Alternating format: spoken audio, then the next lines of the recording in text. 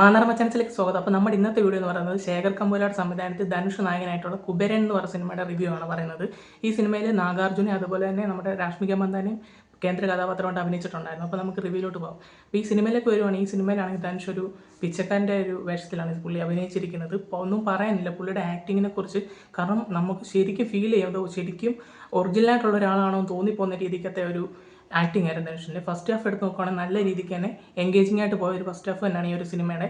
പിന്നെ ഇമോഷണലി ആണെങ്കിലും നമുക്ക് മനസ്സിന് ഒത്തിരി വിഷമം തോന്നുന്നത് പിന്നെ ശകലം പൊളിറ്റിക്സും കാര്യങ്ങളൊക്കെ ഉൾപ്പെടുന്ന ഒരു സിനിമയാണിത്. സെക്കൻഡ് ഹാഫിലേക്ക് വരുവാണെങ്കിൽ ഫസ്റ്റ് ഹാഫിനെക്കാളും നല്ല രീതിക്ക് തന്നെ സെക്കൻഡ് ഹാഫിൽ ഈ ഒരു സിനിമയുടെ സ്റ്റോറി ടെല്ലിങ്ങിലാണെങ്കിലും എല്ലാ കാര്യത്തിലും നല്ല പെർഫെക്റ്റ് ആയിട്ട് തന്നെ പോയിട്ടുണ്ട്. പിന്നെ DSPയുടെ മ്യൂസിക് എടുത്ത് പറയേണ്ട ഒന്നാണ്.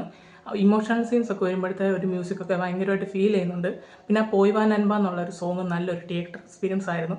പിന്നെ രാഷ്മിക മന്ദാനയുടെ പെർഫോമൻസും നല്ല അടിപൊളിയായിട്ട് തന്നെ പെർഫോം ചെയ്തിട്ടുണ്ട്. പിന്നെ നമ്മുടെ നാഗാർജുനയുടെ കാര്യം പറഞ്ഞ ഒരു ക്ലാസ് ആയിട്ടുള്ളൊരു പെർഫോമൻസ് ആയിരുന്നു നാഗാർജുനയുടെ. പിന്നെ നാഗാർജുനയും ധനുഷും തമ്മിലുള്ള കോമ്പിനേഷൻ സീൻസും ഒക്കെ നല്ലതായിരുന്നു.